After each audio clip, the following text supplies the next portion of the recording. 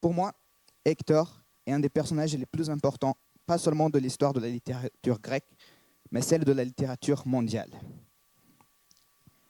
Car Hector, c'est un adversaire, c'est un ennemi, c'est l'antagoniste d'Achille. Mais il n'est pas un monstre, il n'est pas le Minotaure ni un hydre. Il est un humain. De tous les personnages de l'Iliade, c'est celui qui en passe le plus de temps. C'est celui qui en voit la famille. C'est celui qui en voit la cité. De tous les personnages de l'Iliade, c'est aussi le plus humain. Bonjour à tous, soyez bienvenus dans ma conférence La tragédie d'Hector et l'héroïsme de Homère, dans le cadre de la nuit de la philosophie faite tous les ans. Je remercie beaucoup votre présence aujourd'hui, ainsi que l'association Nouvelle Acropole pour m'avoir donné cette opportunité de venir vous parler sur ce sujet qui je tiens beaucoup à cœur. Donc, avant de commencer, il y a une question que je pense qu'il faut aborder, qui est pourquoi Hector? Pourquoi faire une conférence parlant d'Hector? Car quand on parle de l'Iliade, on pense surtout à Achille. Ce qui est normal, c'est le protagoniste, c'est le personnage le plus important et le personnage qu'on se souvient le plus. Il y a quelques années, on a réalisé un film qui essayait d'adapter tout le cycle troyen sur toute la guerre de Troie.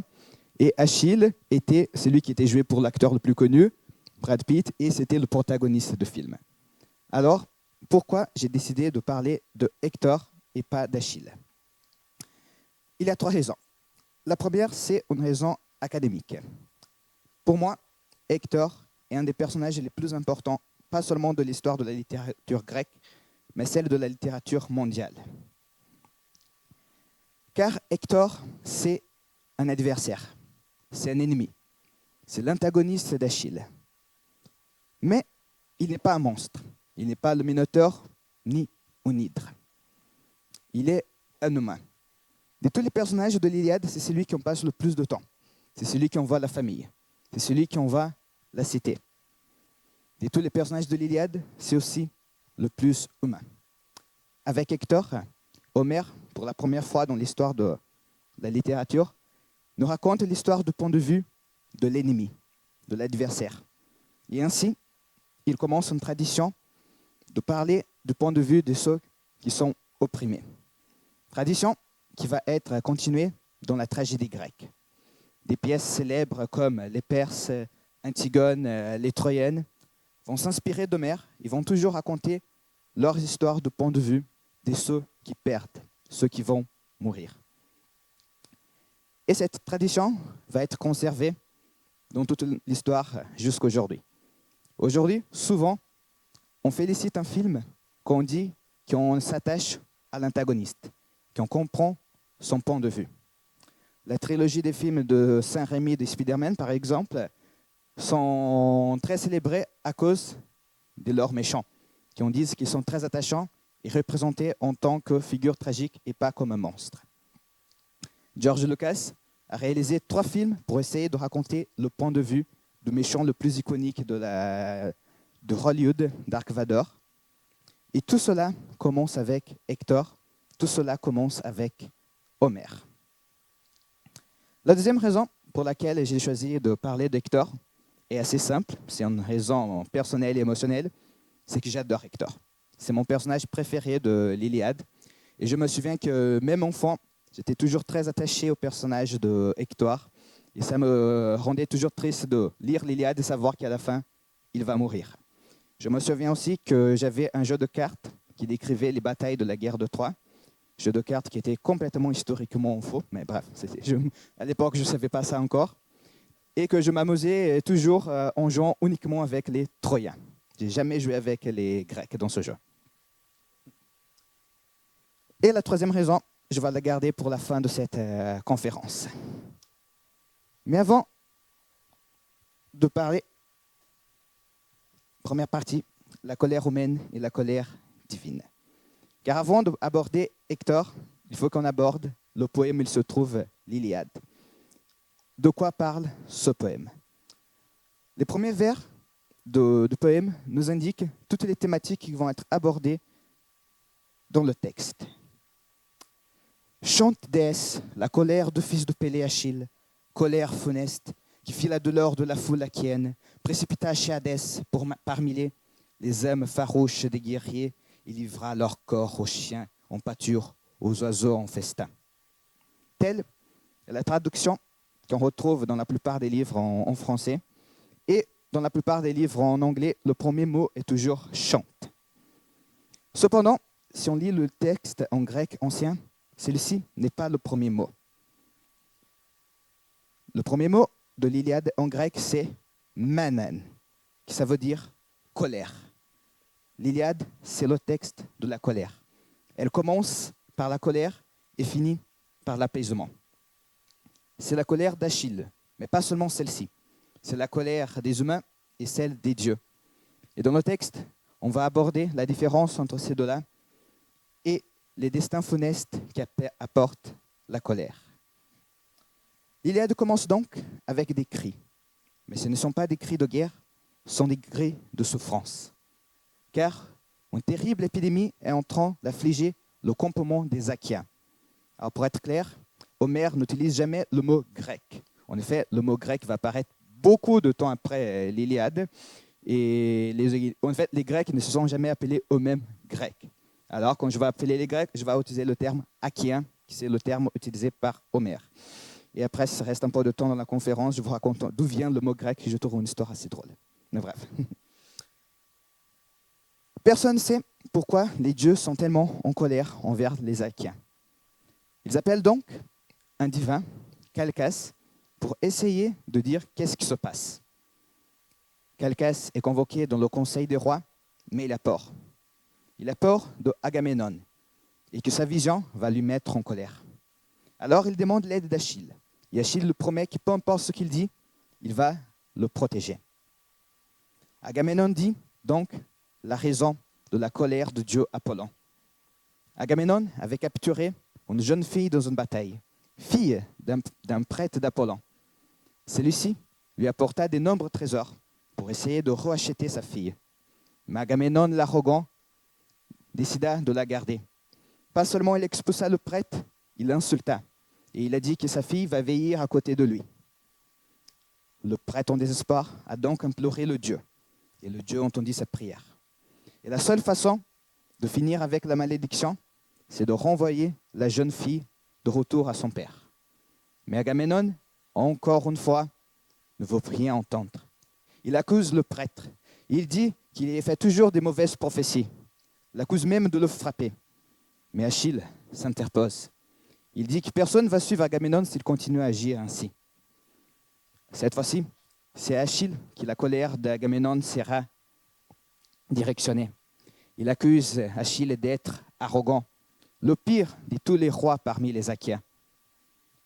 Il va donc céder. Il va rendre la fille. Mais en échange, il va prendre l'amante d'Achille, la belle Briséis. Achille est rouge de colère. Il prend son épée pour attaquer Agamemnon.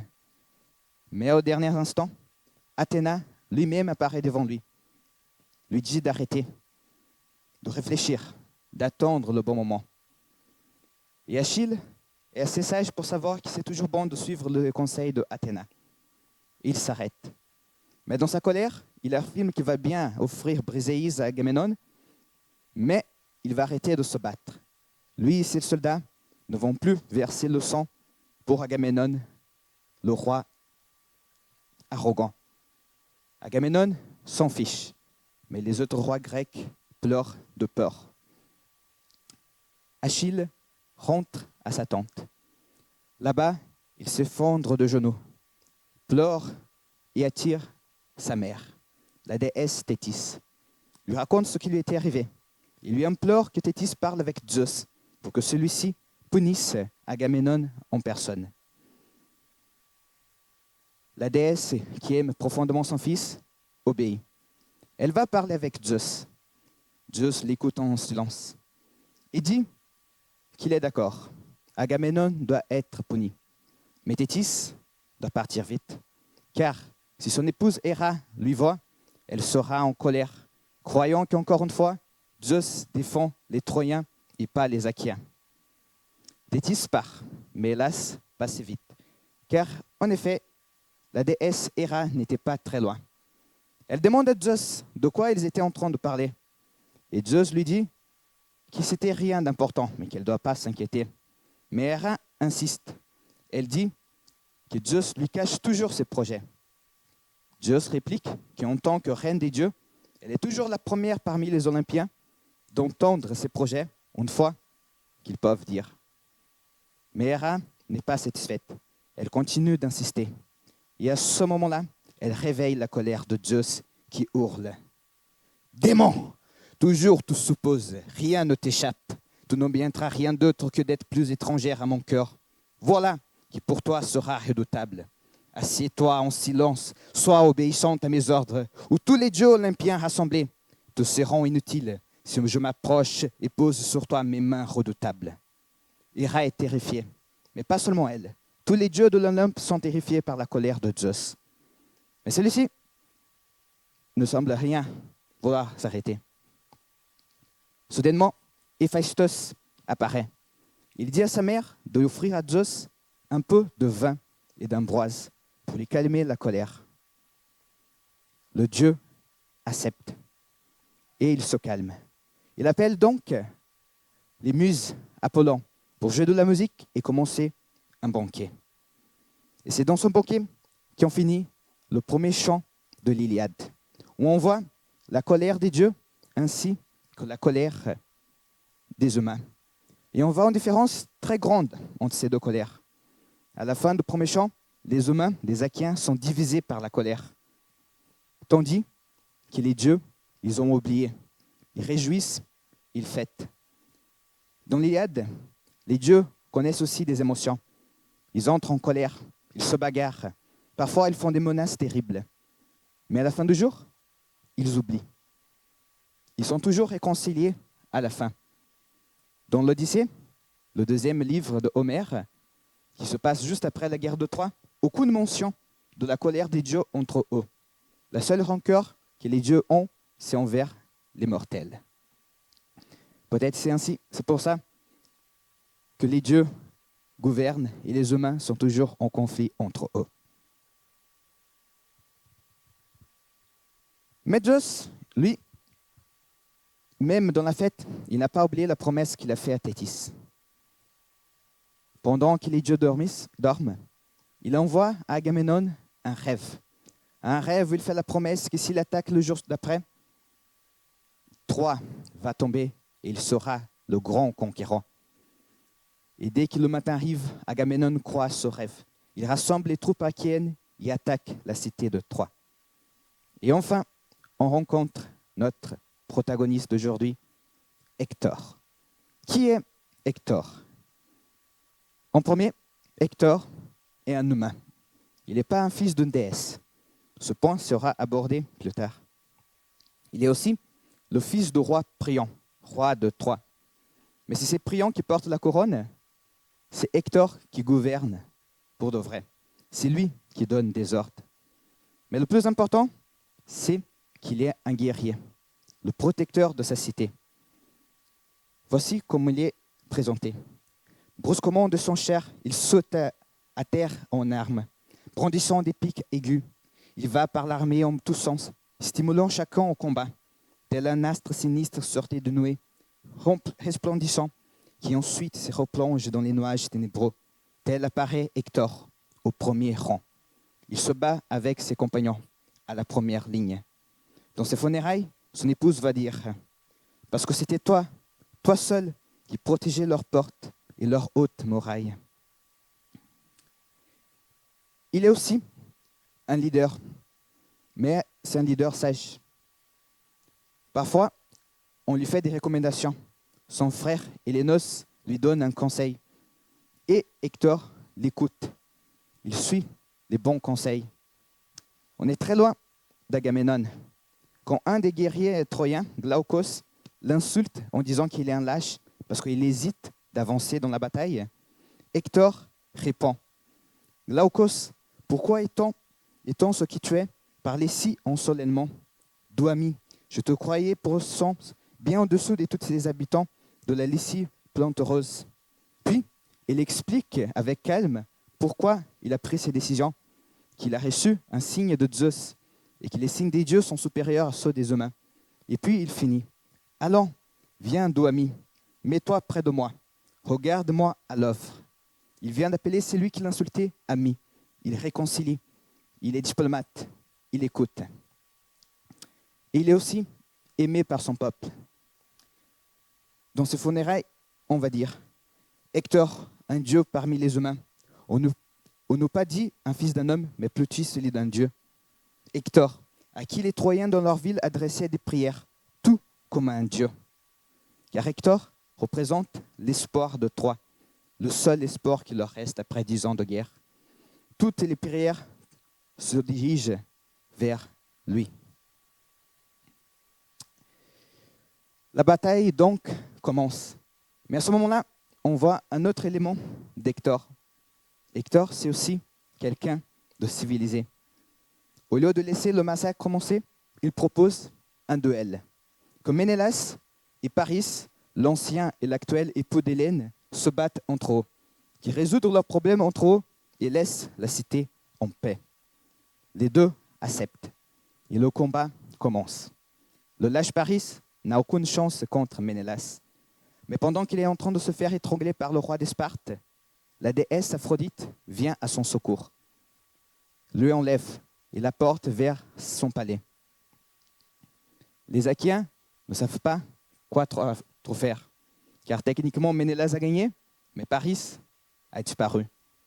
Et Athéna et Héra, qui ne désirent pas la paix, conspirent que la bataille recommence.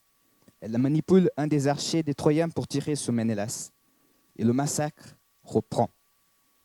Cependant, à la fin du jour, Hector, encore une fois, va proposer une solution plus civile. Il va proposer un deuxième duel. Cette fois-ci, lui contre Ajax, un des plus grands guerriers parmi les Achéens. Et le duel va se passer pendant tout le jour. Et une fois la nuit arrivée, Hector, encore une fois, propose, que comme aucun fut capable de battre l'autre, qu'ils échangent leurs armes en cadeau. Il faut savoir que dans la société grecque, l'acte d'échanger un cadeau, souvent nommé kairos, était la base même de la civilisation. On échange un cadeau pour l'amitié. On échange un cadeau pour tisser un lien. Hélas, la guerre ne va pas lui permettre d'être civilisé. Il va devoir se battre.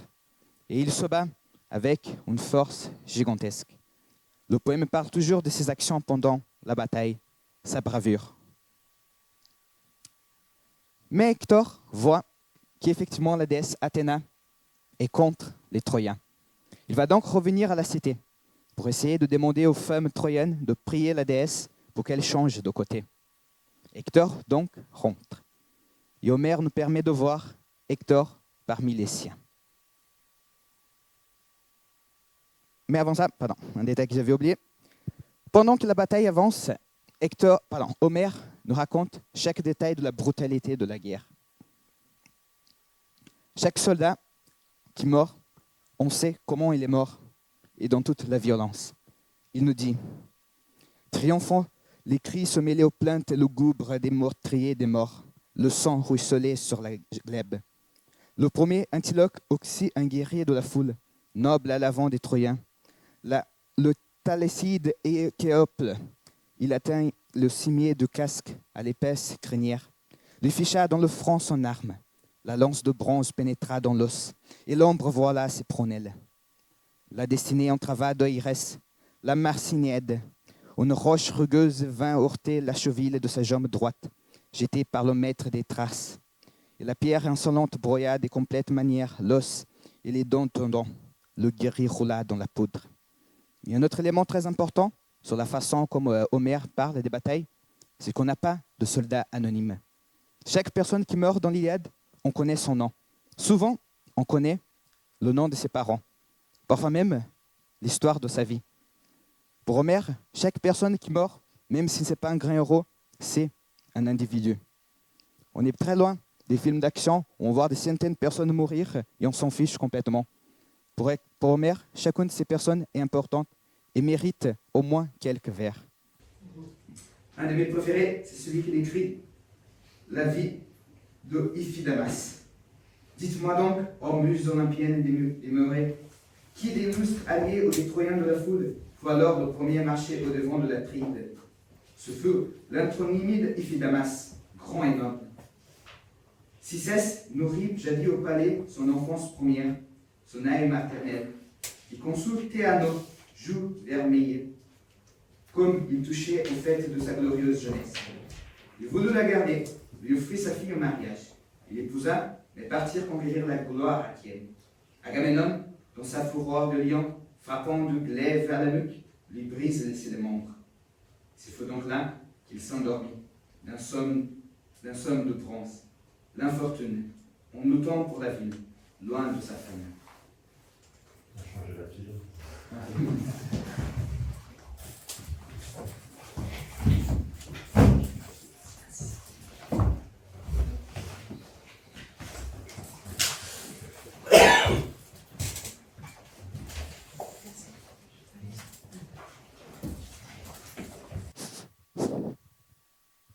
C'est bon? Donc, dans ces vers, on accompagne un compagnon de l'armée troyenne dans ses derniers instants, pendant qu'il meurt, en réfléchissant à la femme qu'il n'avait jamais eu le temps de connaître et à ses parents adoptifs qu'il n'a jamais eu le temps de dire adieu. Certains pensent que Homère écrit un poème pour la guerre, car il passe la plupart de son poème en parlant d'elle.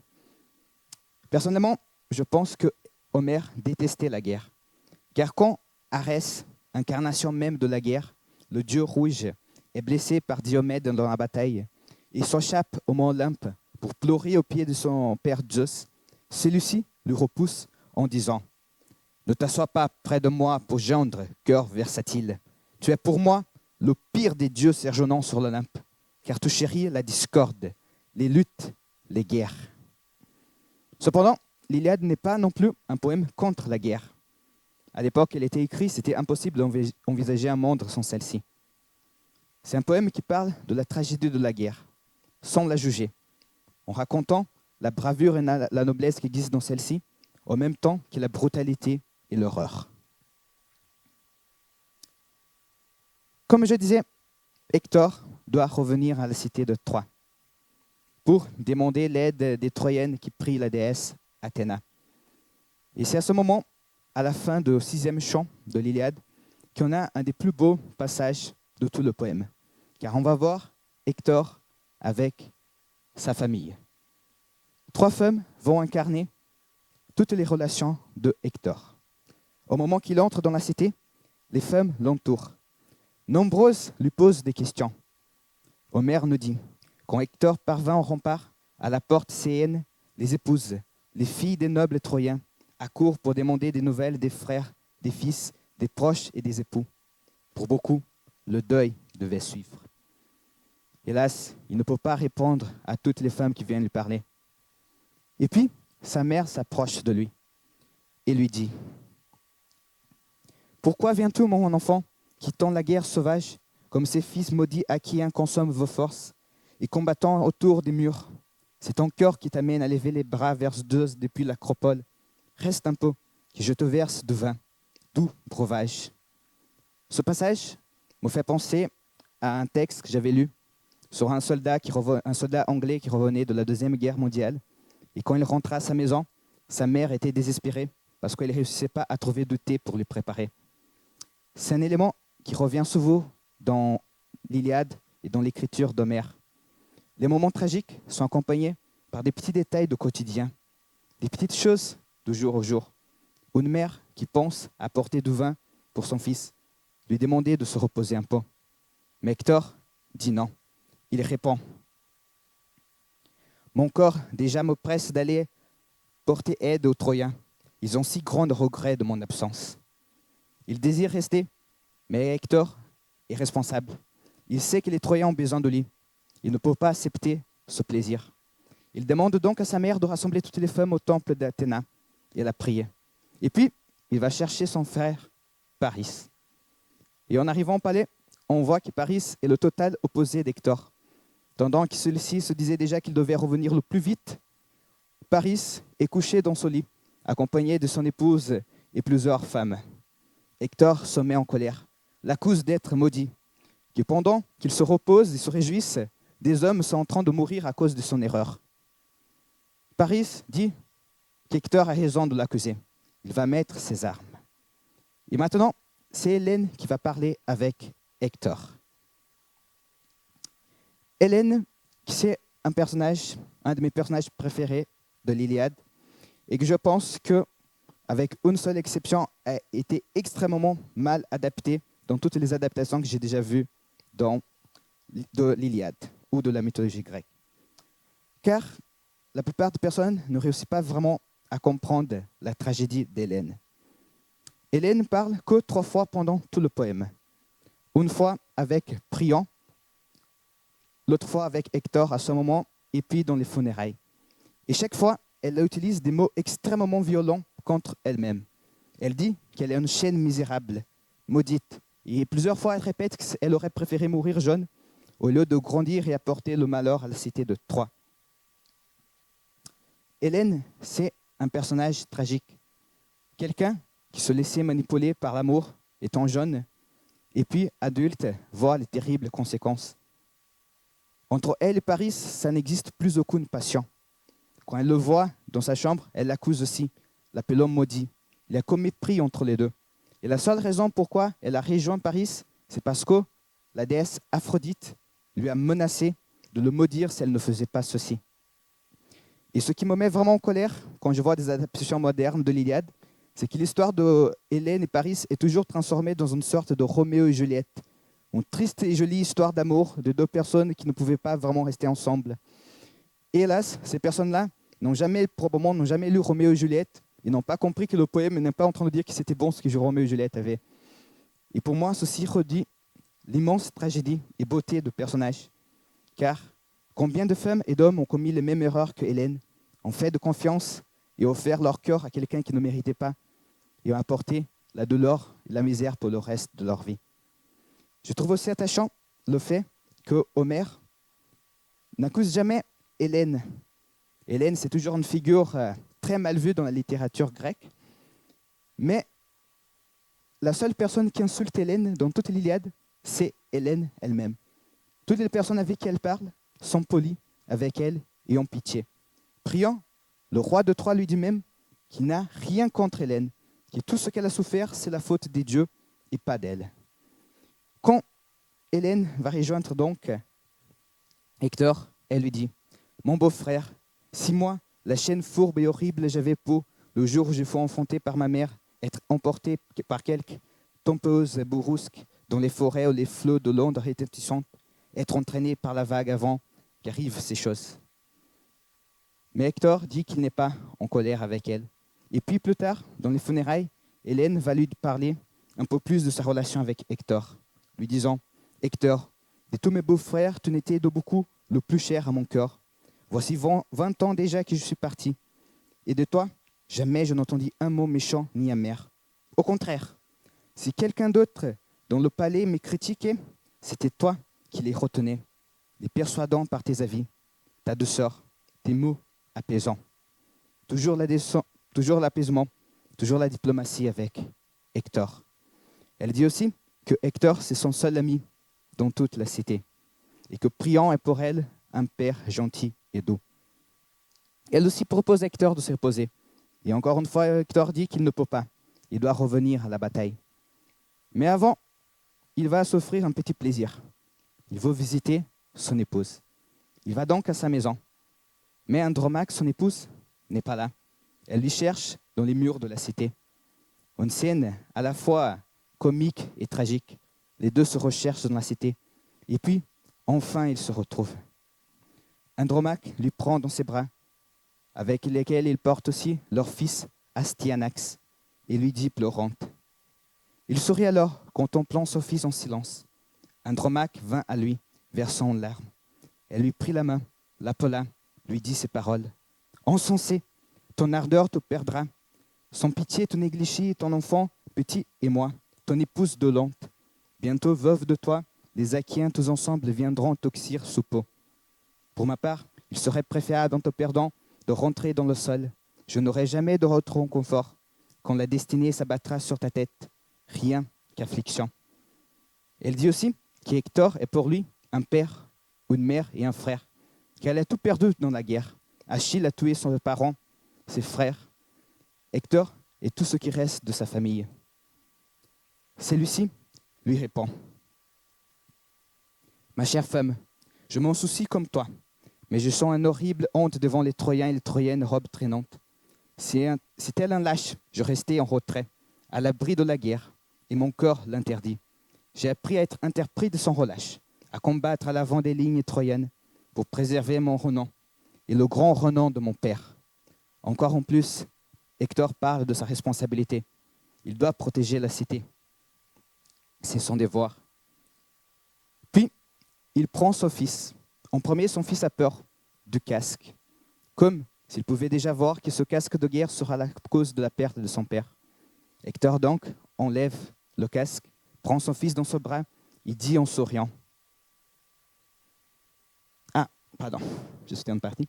Avant cela, Hector nous fait une autre confession, une que je trouve extrêmement tragique et émouvante. Il lui dit: Je sais bien en effet, dans mon esprit et mon âme, qu'un jour viendra où périra la Sainte Troie, ainsi que Priam et son peuple tout entier. Hector, seul espoir de Troie, ne garde aucun espoir pour lui. Il sait que le destin de Troie est sombre et que le sien aussi lui rendra la mort. Ça me fait penser à une de mes répliques préférées du Seigneur des Anneaux de Tolkien. Onen istel edain, ushenbin estel anim. J'apporte l'espoir aux autres, mais je ne garde aucun pour moi. Puis il prend son fils et lui dit: Zeus, et vous Dieu, faites que mon fils s'illustre comme moi parmi les Troyens, qu'il soit plein de force et qu'il règne épuisément dans Troie. Qu'on dise un jour, le voyant revenir de combat, celui-ci est plus brave que son père. Dans ce livre, où tout le monde se bat pour son propre gloire, et plusieurs personnages sont obsédés par celle-ci, Hector est le seul qui préfère que son fils soit plus grand que lui. Il ne se bat pas pour sa gloire, mais pour la nouvelle génération, son enfant.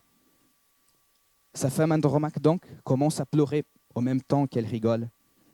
Et avec tristesse, Hector lui caresse le visage et lui dit: Malheureuse, pour moi, ne t'afflige pas tant dans ton âme. Nul ne jettera dans l'Hadès avant l'heure prédite, et nul homme vivant n'échappe à son destin. Je l'affirme, une fois né, aucun mortel, ni lâche, ni lobe. Les paroles d'Hector n'ont pas d'espoir. Il n'est pas en train de dire à son épouse que tout va bien se passer et qu'elle ne doit pas s'inquiéter. Il ne fait pas de promesses qu'il sait qu'il ne peut pas remplir. Il est honnête. Tout ce qu'il dit, c'est que son moment n'est pas encore arrivé. Et que tout le monde un jour va devoir affronter son destin, peu importe si on est brave ou si on est lâche. Ces paroles n'ont pas d'espoir, mais elles sont honnêtes. Hector ne ment pas à son épouse. Il essaie de lui apporter de soulagement, d'une façon extrêmement stoïque. Hélas, elle ne peut plus rester avec son époux. Ils rencontrent Paris et les deux reviennent à la guerre. Et maintenant, on va laisser un peu Hector pour aborder un autre personnage de la plus grande importance. Patrocle. Qui est Patrocle? Certains supposent que Patrocle, c'est un personnage inventé par Homère lui-même, car on connaît presque rien sur son passé. Et tout ce qu'on sait, c'est des textes beaucoup plus qui ont été écrits beaucoup de temps après l'Iliade. C'est un fils d'un roi d'un petit royaume, pratiquement irrélevant. Cependant, son rôle n'est pas irrélevant dans l'Iliade, car je pense que presque tout le monde sait déjà, il a une relation très proche avec Achille. Cependant, surtout dans l'âge moderne, on a la tendance de voir la relation entre Achille et Patrocle comme une relation homosexuelle, ce qui peut être une façon d'interpréter. Mais Homère ne dit jamais quelle est leur relation. En effet, il dit même que les deux ont des amantes. Parce que l'important, c'est pas que Achille et Patrocle sont des amis ou des amants ou des frères. L'important, c'est qu'ils s'aiment et qu'ils s'aiment profondément. Leur amour est au-delà de toute compréhension. Et ce n'est pas seulement Achille qui aime Patrocle. Tous les Achaéens l'apprécient. Quand celui-ci tombe, Ménélas dit avec émotion, « Rappelez-vous bien à cette heure la bonté du pauvre Patrocle. Il savait être douce pour tous. » Et dans ses funérailles, Briséis, dans le seul moment qu'il va pouvoir parler dans tout le poème, va utiliser sa parole pour parler de Patrocle, en disant « Oh Patrocle, toi, le plus cher à mon cœur misérable, je te laissais vivant sur le seuil en quittant la baraque. Je te retrouve mort. Non, tu n'as pas voulu quand Achille brisa mon époux dans son élan détruisant la cité de Minès. Vaste gloire, que je pleure. Tu me disais que le divin Achille fera de moi son épouse. Aussi toi, qui tu étais aussi doux, je pleurerai toujours à ta mort. » Il y a beaucoup de liens entre Patrocle et Hector. Et j'étais étonné, car je pense que je n'ai jamais vu quelqu'un aborder le fait que la mort entre ces deux personnages est très similaire. Patrocle est donc, c'est lui qui est gentil, c'est lui qui est le doux, qui pense aux autres. Et le jour d'après, quand Hector attaque encore une fois, Zeus est de son côté. Et les Achaéens sont battus. Leur armée est obligée de battre retraite. Hector affirmant qu'à la fin du jour, il va pouvoir brûler le bateau des Achaéens en détruisant complètement la morale de l'armée. Et Achille, un peu intrigué, demande à Patrocle de visiter le campement achéen pour voir qu'est-ce qui se passe. Patrocle rencontre donc tous ses compagnons. La plupart feront blessés, certains morts. Il revient donc au campement parler avec Achille en pleurant de pitié. Achille même lui dit qu'il se rassemble à une petite fille effrayée derrière la jupe de sa mère. Il lui demande pourquoi il pleure autant. Patrocle donc l'accuse. Il dit qu'Achille n'est pas le fils de Pélée ni de la déesse Thétis. C'est le fils de bronze. Il est froid, il est dur, il ne connaît aucune pitié. Pour moi, il ne peut rien faire pendant que ses compagnons sont en train de mourir tous en même temps. Achille est touché par Patrocle. Il dit que lui, il ne va pas revenir à la bataille. Mais il accepte une idée de Patrocle, que celui-ci se déguise, prenne son armure et commande les myrmidons à sa place. Mais il dit à Patrocle de faire attention, de ne pas essayer de sauter par-dessus les murs de Troie. Patrocle donc avance avec l'armée, apportant un nouveau souffle pour les troupes achéennes. Cependant, dans l'euphorie de la bataille, il oublie le conseil d'Achille. Il essaye de sauter par-dessus les murs. Et le dieu Apollon lui dit qu'il va trop loin. Il lui fait tomber avec ses flèches. Blessé, il rencontre Hector. Et il n'a aucune chance contre le prince de Troie, qui le blesse à la mort. Puis, Hector, pris aussi par l'euphorie de la bataille, se réjouit. Il dit « Ah, Patrocle, toi qui croyais prendre la ville de Troie, cette cité est protégée par moi. Et bientôt, tes compagnons vont connaître le même mort que tu connais maintenant. » Mais Patrocle, mourant, dit des mots prophétiques. Il lui dit « Vins-toi donc très haut, Hector. C'est Zeus qui te donne cette victoire, le fils de Cronos, et Phoebos Apollon, qui sans peine m'ont dompté. Tu viens m'achever en troisième. Je te dirai ceci. Toi, grave ces mots dans ton âme. Tu ne vivras plus longtemps. Voici que se tiennent à tes côtés la mort poussante et la mort, qui te savent déjà domptés par Achille et Acide, guerriers sans reproche. Le moment est grave. Les paroles d'amour ont un sens prophétique. Et en écoutant ça, Hector répond. Pourquoi, Patrocle, m'annonces-tu la mort précipite?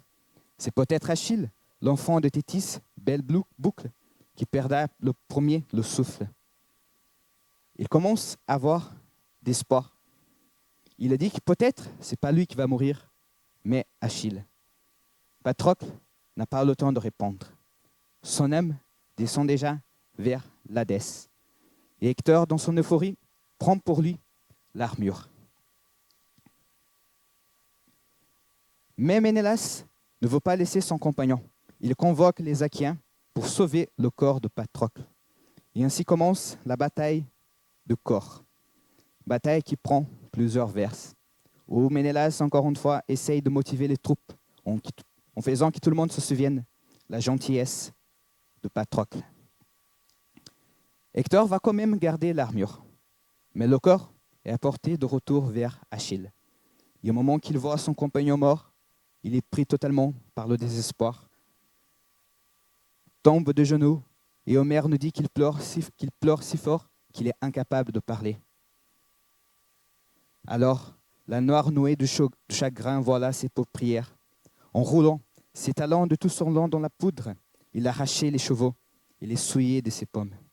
Les captifs, boutins rapportés par Achille et Patrocle, accablés de douleur, poussaient des grands cris. Par la porte accouraient auprès d'Achille vaillant, de leurs paumes à se frapper la poitrine. Antiloque, à côté, gémissait, versait force larmes. Tenait les mains d'Achille, pleurant en son âme farouche. La nuit arrive et la bataille s'arrête. Et maintenant, on va revenir au campement troyen pour voir ce qui se passe avec Hector. Pendant ce jour, les Troyens ont presque réussi à gagner. Ils sont à un bout de la victoire. Jamais ils ont été si proches. Et Hector se laisse conquérir par l'espoir. Il pense vraiment avoir une chance de sauver sa cité. Cependant, pendant ce jour de bataille, quelque chose d'étrange arriva. Un aigle passa par-dessus l'armée, ayant dans son bec un serpent. Et cet aigle fut piqué par le serpent et les deux sont tombés par terre.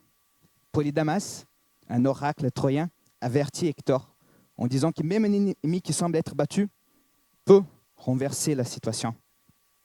Mais Hector ne veut pas l'entendre.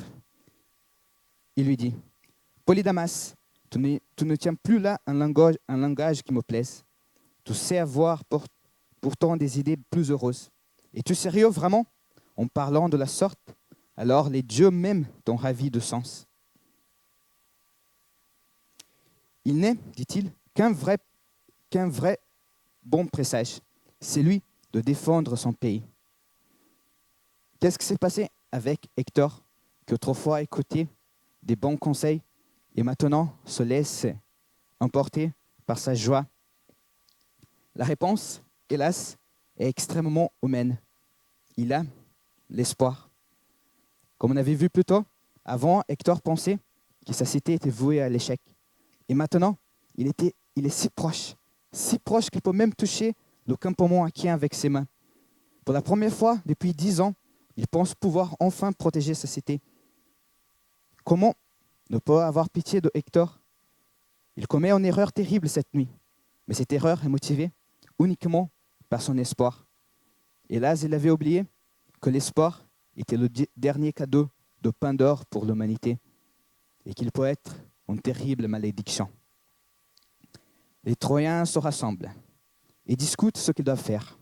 Polymadas dit qu'ils doivent battre retraite, se protéger dans la cité de Troie, car rien ne pourra les protéger de la colère d'Achille. Mais Hector ne veut rien entendre. Il insiste qu'ils doivent continuer, avancer. Polymadas, tu me dis plus là des choses qui me plaisent. Quand tu veux que nous restions là, blottis dans la ville, n'êtes-vous pas fatigué de combattre à l'abri des murailles? S'il m'a donné maintenant le chronique de Zeus, aux rouses restorses, de l'emporter près des nefs, de jeter les Argiens dans les vagues, insensé, ne présente plus ses pensées à ton peuple. Les Troyens ne te suivront pas. Il y a un mot que Homère utilise beaucoup dans l'Iliade, surtout à la fin. La plupart des traductions traduisent ce mot comme insensé, parfois fou. Hélas, cette traduction n'est pas entièrement correcte. Et je ne pense pas qu'il y ait un mot dans la langue française qui puisse exprimer exactement ce mot. Le mot, c'est népios. Népios, ça veut dire quelqu'un qui ne sait pas quelque chose, un ignorant. Mais il y a aussi un petit côté attachant au mot. C'est un mot qu'utilisé souvent pour décrire un enfant. Quelqu'un qui est ignorant, mais pas par sa faute, qui fait des bêtises, mais qui ne comprend pas vraiment ce qu'il fait. Et en comprenant ce mot, on comprend vraiment certaines phrases dites d'Homère, comme par exemple quand il est dit « Les insensés, Népios, Athéna ont levé leur raison et leur âme. Ils suivaient Hector, qui donnait des mauvaises consignes, et non Polydamas, qui donnait la meilleure idée. » Et avant, quand Hector était en train de prendre l'armure de Patrocle, Zeus lui-même, qui est très attaché à Hector, lui dit « Ah, Népios, tu ne songes guère à la mort, qui toute proche est de toi. Mais tu révèles les armes divines de meilleurs guerriers, qui tous les autres redoutent. Tu as tué son compagnon vaillant et aimable. Domine en chef à présent, je te l'accorde, en rinçant de ton sort. Tu ne reviendras pas de cette bataille portée à Andromaque, les armes illustres d'Achille. » Le matin s'approche et la bataille va reprendre. En premier, Thétis apporte pour Achille une nouvelle armure, forgée par Héphaïstos lui-même. Et celui-ci se réconcilie avec Agamemnon et les Achaéens. Mais il n'y a pas de temps pour fête, car pendant toute la nuit, le deuil d'Achille se transforma dans une colère rouge et sanguinaire.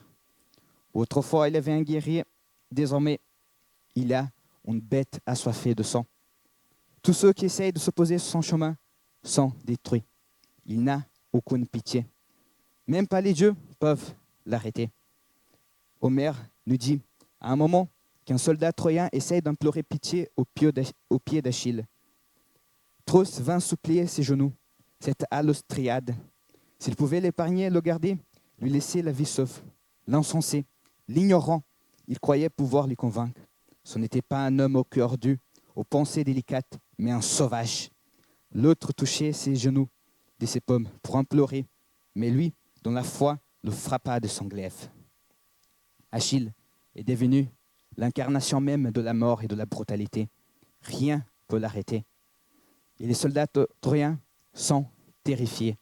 Ils battent retraite. Ils s'échappent dans la cité de Troie. Les portes sont ouvertes pour accueillir les soldats désespérés. Cependant, quelqu'un se tient à la porte. Un dernier guerrier pour protéger la cité. Hector, il se tient seul. Pas entièrement seul. Dans les murs, 2 personnes remarquent que son fils est resté à l'extérieur. Priam et Écube, son père et sa mère. Désespéré, son père se met de genoux et implore. « Mon enfant Hector, je t'implore, n'attends pas seul cet homme à l'écart des autres. Ah, si les dieux t'aimaient autant que je t'adore, le cruel, les vautours et les chiens dévoreraient vite ton cadavre, et le noir chagrin quitterait mes entrailles. Rentre donc dans les murs, mon fils, afin qu'il te sauve Troyens et Troyennes.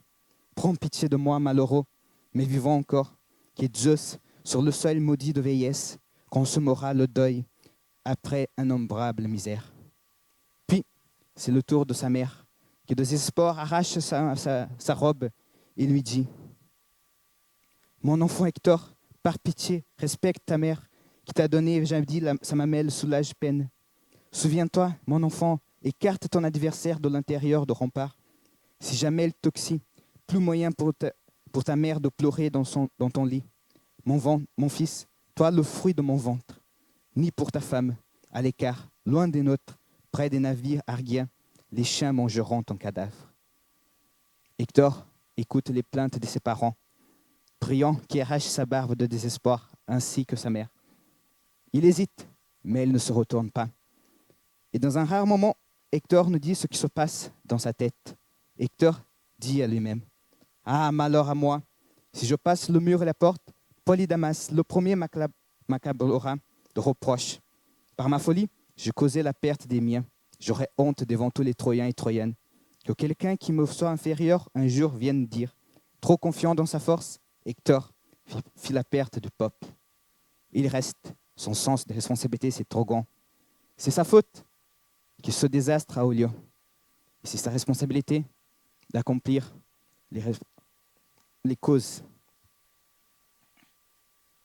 Cependant, quand il voit Achille s'approcher, il prend peur et commence à battre retraite désespérée. Je me souviens qu'enfant, ce passage a toujours me dérangé. Je ne suis pas le seul parce qu'il est toujours effacé dans toutes les adaptations. Hector qui a peur et qui bat retraite désespérée. Mais encore une fois, Homère nous montre qu'Hector, ce n'est pas un personnage idéalisé, c'est un humain. Et quel mortel n'aurait pas peur en voyant la mort incarnée s'approcher de lui? Les dieux regardent la scène. Zeus a pitié. Il appelle tous ses compagnons. Il leur dit, s'ils ne peuvent pas faire quelque chose pour Hector, qui était toujours quelqu'un de pieux, qui a fait de nombreuses offrandes. Mais Athéna dit que non. Zeus en premier doit respecter les lois. Le destin d'Hector est arrivé. Il n'y a rien qu'ils peuvent faire. Zeus donc invoque une balance où il met deux destins, celui d'Hector et celui d'Achille. Et celui d'Hector descend vers les enfers. Le détail est curieux, car Zeus a déjà annoncé plusieurs fois qu'il connaît déjà le résultat du combat. C'est comme il essayait une dernière fois de faire que le destin s'éloigne de lui, de le retarder quelques instants. Mais hélas, il n'y a rien qu'il peut faire. Il laisse donc Athéna descendre dans la bataille. Elle se déguise dans un frère de Hector, Deuiphobe. Il lui apporte le courage. Hector dit réjouissant qu'ensemble, ils vont pouvoir battre Achille. Les deux se rencontrent enfin. Hector, encore une fois, essaye d'être civilisé. Il propose que celui qui gagne laisse la famille du perdant récupérer le corps. Mais Achille ne veut rien entendre. Il lui dit, ne parle pas d'un accord Hector les écrable. Entre lion et humain, il n'y a pas de promesse loyale. Son repos, il ne songe à rien, sinon la perte de l'autre. Plus de diplomatie possible. La bataille commence. Chacun lance sa lance sur l'autre. Athéna prend la lance d'Achille, il le rapporte. Hector appelle son frère pour qu'il rapporte la sienne. Mais il voit que son frère a disparu. Et il voit qu'il était trompé par les dieux. Qu'est-ce qu'il fait? Il accepte. Dans ce moment, on voit l'essence même de l'héroïsme pour Homère. Accepter le destin, même sachant qu'il n'y a rien qu'on peut faire. Il ne va pas battre retraite. Il ne va pas accuser les dieux de lui avoir abandonné. Il va simplement dire que s'il doit mourir, au moins, il mourra avec honneur. Il mourra bien. Les deux, donc, s'affrontent. Mais le duel ne dure pas longtemps. Achille tranche la gorge d'Hector, qui tombe sous ses pieds. Avec ces derniers mots, il essaye une dernière fois de demander pitié pour sa famille, qu'Achille rende son corps. Mais Achille est toujours enragé comme un animal, et il dit « Chien, n'implore plus mes genoux, ni mon père ou ma mère, vu ce que tu m'as fait. Je voudrais avoir le courage et l'envie de te manger cru, découpé en rondelles. » Hector, en voyant qu'il n'y a pas d'espoir, laisse aussi savoir parler le destin. Et ainsi comme Patrocle, il annonce le futur. Je te vois et je te reconnais. Il m'était impossible de te convaincre. Un cœur de fer habite ton ventre. Il priait donc que Achille aussi va mourir bientôt. Mais pendant que Hector a répondu à l'annonce de sa mort avec un peu d'espoir, Achille répond avec colère. Mort! J'attendrai pour ma mort le jour où Zeus, le Chronide et les autres dieux immortels voudront qu'elle m'advienne. Il accepte sa mort. Et ainsi, c'est comme mort Hector, protecteur de Troie. Dans la cité, tous les citoyens commencent à pleurer de désespoir, Priam et Écoube en premier. Achille, dans sa crotée, donc, prend Hector, il l'accroche dans son char, il la porte vers le campement troyen. Et pendant ça, Homère nous raconte la réaction de la cité. Sa mère s'arrachait les chevaux, rejetait loin son vol splendissant, voyant son fils gémissant de toutes ses forces. Pitoyables étaient les sanglots de son père, et les cris étaient plis de sanglots et des cris à travers la ville. Et où se trouve Andromaque pendant toute cette tragédie? Encore une fois, Homère nous apporte un détail de quotidien. Elle est en train de préparer un bain pour son époux quand il reviendra. Puis elle écoute les lamentations de la cité. Elle sort et voit Hector partir au loin. De désespoir, elle tombe. Et quand elle se réveille, elle dit « Toi maintenant, tu t'en vas au palais d'Hadès, dans la terre profonde, en m'abandonnant à mon deuil détestable, veuve dans ta maison. » Elle décrit comme il n'y a plus aucun espoir, que son fils, tous les fils de Troie et toutes les femmes vont connaître l'effroyable destin de l'esclavage et que tous les hommes seront tués. Et encore une fois, un détail poignant, un détail de quotidien détruit par la guerre. Andromaque voit qu'elle avait préparé pour son époux une tunique, des vêtements, et elle dit « Pourtant, tes vêtements sont rangés dans la chambre, fins ouvrages, charmants, façonnés par la main féminine. Ces vêtements, je veux les jeter à la flamme vorace. » Elle parlait pleurante à leur tour. Les femmes gémirent. Hélas, Achille n'était toujours pas satisfait. Sa colère était encore grande. Il prépare donc les funérailles de Patrocle. Et pendant que son corps brûle, il commit un acte que les Grecs trouvaient impardonnable. Il commit des sacrifices humains. Il apporta des prisonniers troyens et les égorgea un par un devant le corps de Patrocle. Pas satisfait, il prend le char avec le corps d'Hector et tourne 3 fois autour de la pyre de Patrocle, pendant que les guerriers achiens se moquent de guerriers tombés. Et toujours pas satisfait, il fait des menaces terribles. Il dit qu'il va couper le corps d'Hector en plusieurs morceaux, qu'il va les jeter vers les chiens et les vautours. Cependant, une fois les funérailles finies et qu'Achille rentre chez lui, Homère nous montre comme la vengeance est vide. Achille est pire qu'avant. Il ne réussit pas à dormir, tellement il pleure la mort de son compagnon. Il dit voir son compagnon devant lui. Il essaye de prendre dans ses bras, mais celui-ci disparaît. Ce n'est qu'un souvenir rempli de deuil et de tristesse. Cependant, il y a certains qui ont des pitiés pour Hector. Certains dieux qui, en secret, essayent de protéger son corps. En premier, Aphrodite, qui verse par-dessous le corps de Hector une potion pour empêcher que les créatures s'approchent et que le corps commence à pourrir. Puis, Apollon, qui éloigne du corps tous les chiens et vautours pour qu'aucun puisse le profaner. Et enfin, un détail discret que la plupart des personnes ne font pas attention. On dit que le corps est aussi protégé par l'Aegis. L'Aegis, c'est le bouclier de Zeus. Donc, même si ce n'est pas nommé directement, Zeus lui-même essaye de protéger le corps. Et le débat sur qu'est-ce qu'on doit faire avec le corps de Hector va monter jusqu'au mont Olympe. Les dieux se rassemblent pour discuter qu'est-ce que ça doit être fait. D'un côté, Apollon accuse les dieux d'être injustes, sauvages et cruels. Comment peuvent-eux laisser Achille commettre des crimes si graves? Il dit « Dieu odieux et vil, jamais Hector pour vous plaire n'a donc rôti des cuisses de bœuf ou de chèvre parfaites. Vous n'osez pas sauver celui qui n'est plus qu'un cadavre. Dieu, vous voulez venir en aide au maudit Achille, qui ne possède ni cœur sensé, ni pensée flexible.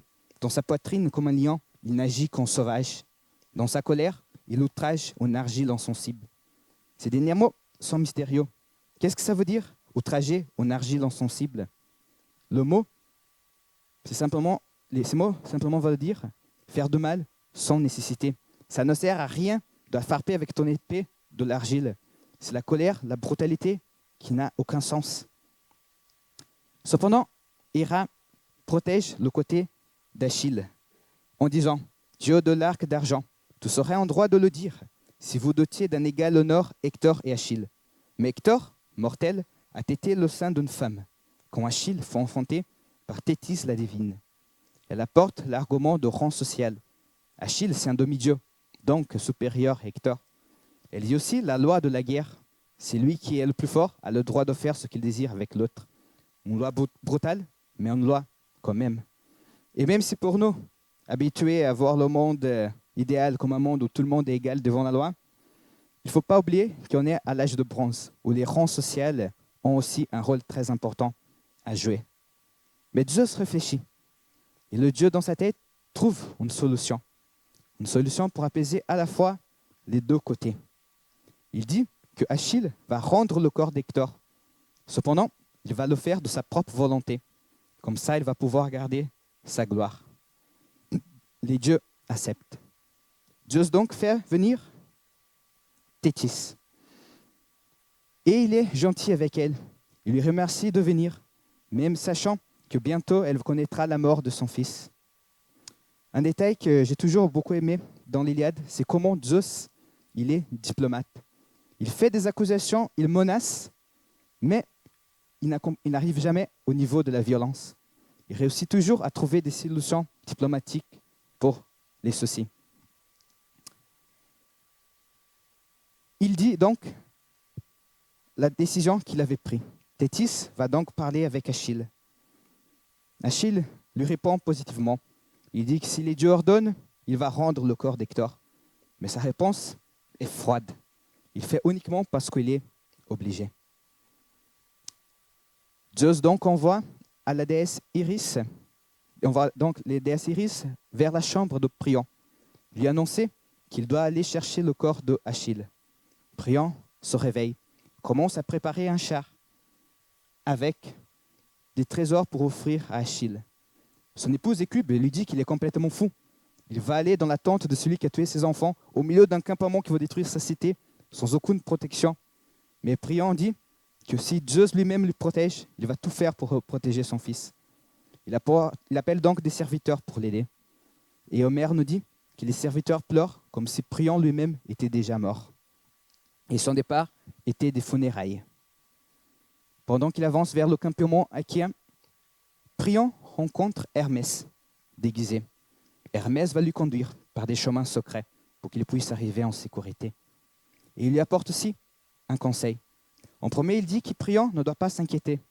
Achille n'est pas un sauvage. Il n'a pas outragé le corps d'Hector. Et il va entendre la pitié si Priam sait comment demander. Et il lui dit, « Dis à Achille de penser à son père et sa mère. Ainsi, il va se souvenir de son cœur. » Priam arrive donc au campement. Il entre dans la tente d'Achille, se met de genoux devant le guerrier, l'embrasse les genoux. Et puis, détail curieux, il ignore le conseil de Hermès. Il ne parle pas de la mère et du père, il parle uniquement du père, comme s'il essayait de toucher le côté humain d'Achille et pas le côté divin. Il lui dit, « Souviens-toi de ton père Achille, au divin visage. Il veillit comme moi sur le seuil maudit de vieillesse. Son corps est en joie lorsqu'on raconte qui tu vis. Et chaque jour qu'il lui octroie l'espérance qu'il reverra son fils revenir de la ville troyenne, tout le malheur est sur moi. » Achille est étonné, ne sait pas quoi faire. À ce moment, Priam prend les mains d'Achille et commence à l'embrasser. Il y en a une de mes répliques préférées, pas seulement de ce poème, mais une de mes répliques préférées de tous les livres que j'ai déjà lus dans ma vie. Il lui dit, « Sache obéir au Dieu, prends pitié d'un homme souvenant de ton père. Pitié, mais due davantage, car j'endure un sort que nul n'endura. J'embrasse suppliant les mains de celui qui a tué mes enfants. » Et Achille pleure. Il pleure en pensant à son père qu'il ne verra plus jamais. Il pleure à Patrocle. Et Priam pleure pour son fils. Et dans leurs larmes, enfin, ils se rencontrent. Un apaisement est retrouvé. Achille lui dit, « Ah, malheureux, certes, tu as subi des peines sans nombre dans ton cœur. Comment as-tu osé venir seul vers les nefs achéennes et soutenir la vue de l'homme qui t'a tué tant de braves enfants? Ton cœur est de fer. » Il donc accepte de laisser le corps d'Hector partir. Mais avant, il va partir avec ses serviteurs, que le corps soit nettoyé, il soit un peu caché, car il a peur que Priam va se mettre en colère en voyant le corps de son fils. Et Achille ne veut pas briser ce moment si fragile de paix. Et Priam essaye d'insister, il veut voir le corps. Et à ce moment-là, c'est Achille qui lui dit d'arrêter, parce que sinon, il va lui aussi se mettre en colère. La paix est extrêmement fragile. Achille donc invite Priam de s'asseoir et de manger avec lui. Il faut savoir que dans la société grecque, manger avec quelqu'un, c'est un indicatif de civilisation. Dans l'Odyssée, chaque fois qu'Homère vous parler d'un peuple qui n'est pas civilisé, il dit que c'est un peuple qui ne sait pas préparer du pain. Partager à manger, c'est un signe, pas seulement d'amitié, mais d'être civilisé. Priant, accepte. Et pendant qu'ils mangent, un regarde l'autre, et un crée de l'admiration vers l'autre. Homère nous dit, le Dardanien Priant resta fasciné par Achille, tout semblable au dieu par la beauté, par la taille. Et Achille resta fasciné par Priant le Dardanide, voyant sa noble apparence et écoutant ses paroles. Entre les deux est établie la pitié. Mais c'est une pitié homérique, une pitié grecque. On est loin de la pitié chrétienne, de l'imposition de l'amour envers les proches. Et je pense que la personne qui a m'expliqué cette notion de la pitié grecque, c'est mon tragicien grec préféré, Sophocle, dans sa pièce de théâtre Ajax, où il met Ulysse en train de dire, quand il regarde le corps de son rival Ajax, mort, suicidé dans le désespoir. J'ai pitié de ce malheureux, bien qu'il soit mon ennemi, parce qu'il est en proie à une destinée mauvaise, et je songe à la mienne autant qu'à la sienne, car nous ne sommes, nous tous, vivants, rien d'autre que des images et des ombres vaines. La pitié d'Homère n'est pas basée dans l'amour, mais dans l'acceptation qu'on est tous des humains. Et le triste destin qui peut affliger quelqu'un peut nous affliger aussi. Elle ne contient pas beaucoup d'espoir, mais ainsi, comme les mots d'Hector pour son épouse, ils sont remplis de honnêteté et de sagesse. Après la nuit, Priant revient à la cité de Troie, portant avec lui le corps de son fils chéri. La première à remarquer, c'est Cassandre, sœur de Hector, qui appelle tous les Troyens, disant « Troyens, autrefois, vous étiez si joyeux de voir Hector revenir triomphant. Maintenant, venez lui dire adieu. » Toute la cité vient aux funérailles. Et les trois femmes qui marquent les relations d'Hector avec sa famille, sa cité, viennent lamenter sa mort. En premier, pleure son épouse, Andromaque, qui lui dit « Oh homme, tu es mort jeune et tu m'as laissé veuve dans mes deux morts. Et je ne pense pas qu'il parvienne à la puberté, ce fils enfant que nous avons engendré tous deux. Oh malheureux que nous sommes. Avant cela, cette ville sera renversée de son fait, puisque son défenseur a péri, toi qui les protégeais, et ses femmes fidèles et ses petits-enfants.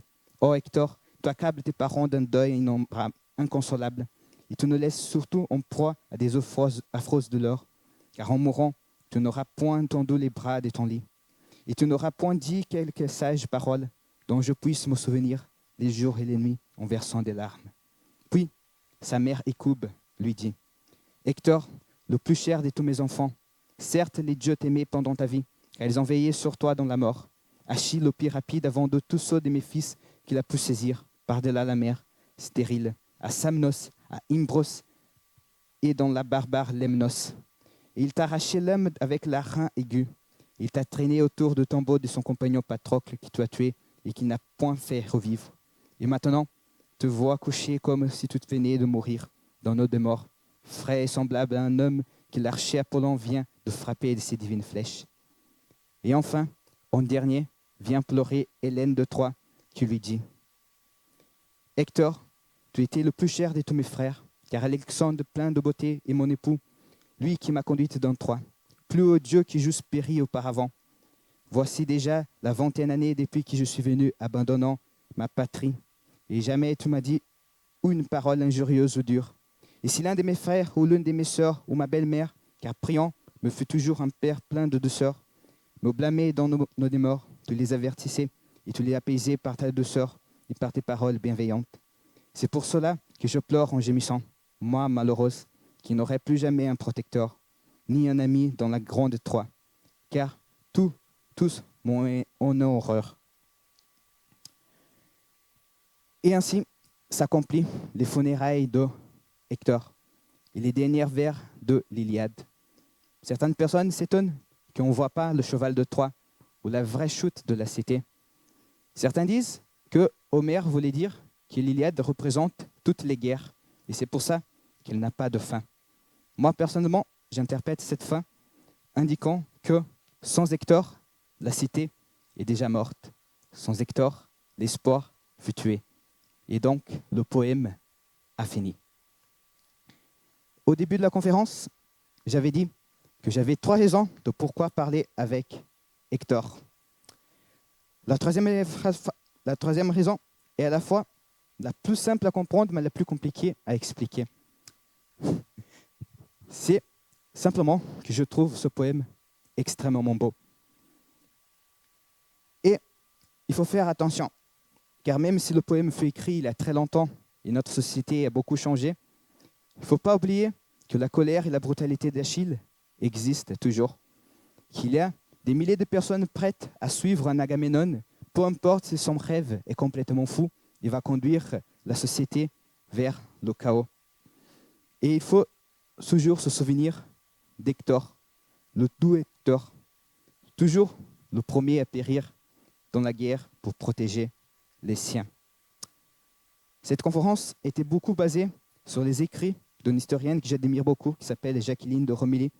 Et à la fin de son livre, Hector, elle parle de pourquoi elle écrit ce livre.